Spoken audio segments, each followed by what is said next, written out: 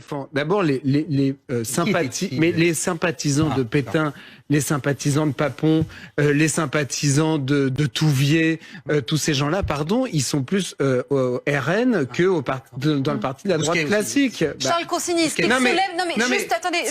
qu'il soulève comme question intéressante, Jordan Bardella, c'est si finalement ces alliances contre nature auxquelles on assiste au travers de ces désistements ne vont pas finalement profiter au Rassemblement national. Est-ce que les électeurs, en constatant ces alliances de circonstances... C'est pas des alliances, puisque c'est des désistements. Non, mais vous voyez très bien ce que je veux dire. Moi, je trouve ça intéressant de voir qu'aujourd'hui, le mainstream, c'est devenu le Rassemblement national. C'est-à-dire que là, je dis une chose qui est une vérité factuelle, à savoir que le RN est l'héritier des pétainistes. C'est une vérité factuelle. Ça a été fondé par des gens qui étaient fondamentalement pétainistes, anti-gaullistes. Mais non, mais vous pouvez avoir une grille de lecture qui a 70 ans. C'est génial. C'est-à-dire que maintenant, dans les médias français, vous réalisez à quel point dans les médias français, déphasé par rapport à 11 millions d'électeurs que vous traitez de fascistes. Mais je les traite pas de fascistes. Je vous donne la filiation historique. Mais on la connaît. Et vous en concluez quoi? Et c'est marrant parce qu'on se fait agresser par ses voisins de plateau. C'est juste. Quand on dit c'est vérité historique. Maintenant, mais c'est un truc de dingue. Mais surtout, essayons d'avancer un peu. Non, mais c'est quand même très. Non, mais c'est symptomatique du moment. C'est symptomatique du moment. Non, c'est symptomatique de ces 30 dernières années. C'est un peu. Voilà. Et les électeurs vous disent, élection après élection, arrêtez. On a un message à vous faire passer.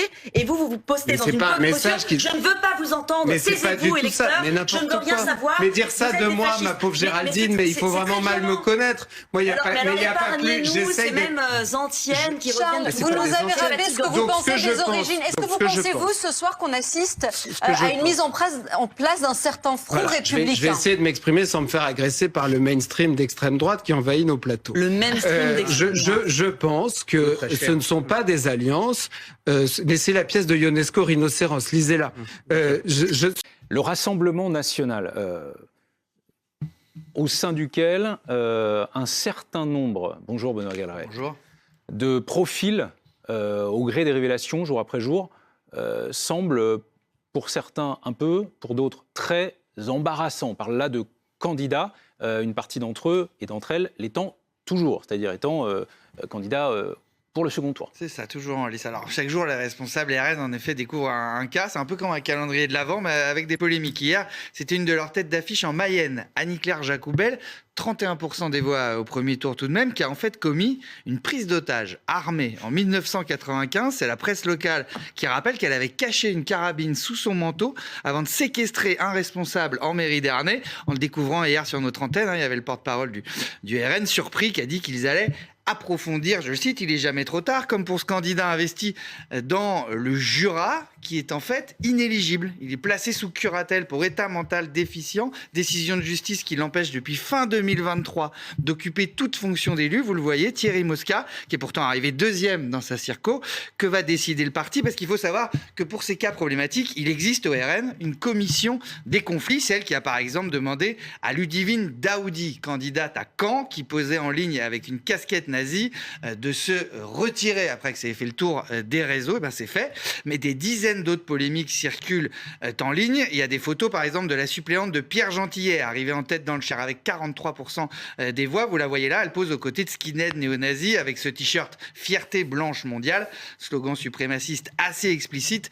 Erreur de jeunesse, répondait-elle hier soir au site Street Press, qui exhume ces photos. En tout, c'est 70 cas problématiques que recense Mediapart, 70 candidats sous étiquette RN en passe d'entrée à l'Assemblée. Alors Jordan Bardella lançait lundi soir « Ne salissons pas gratuitement ces candidats qui représentent le peuple de France ». Éric Ciotti, à l'instant, lui avoue « Bon, on n'a eu que quelques jours pour investir près de 600 candidats. Forcément, tout n'a pas été verrouillé. Mieux, dans le Parisien ce matin, il y a les responsables de cette fameuse commission des conflits qui confient « Écoutez, on l'apprend souvent dans la presse et ils demandent carrément aux journalistes « Est-ce que vous n'auriez pas d'autres cas à nous signaler, à nous suggérer ?» Il y en a qui circulent en ligne, on pourrait y passer du temps. Il n'y a pas que les sorties racistes, Marie-Christine Saurin dans les Pyrénées par exemple, ou les messages antisémites qui ont déjà valu le retrait du soutien officiel du parti à des candidats en Meurthe-et-Moselle ou même à Paris. Il y a aussi les complotistes en Côte-d'Or ou à Poitiers où la candidate RN explique que les personnes vaccinées émettent des ondes semblables semblable au Bluetooth.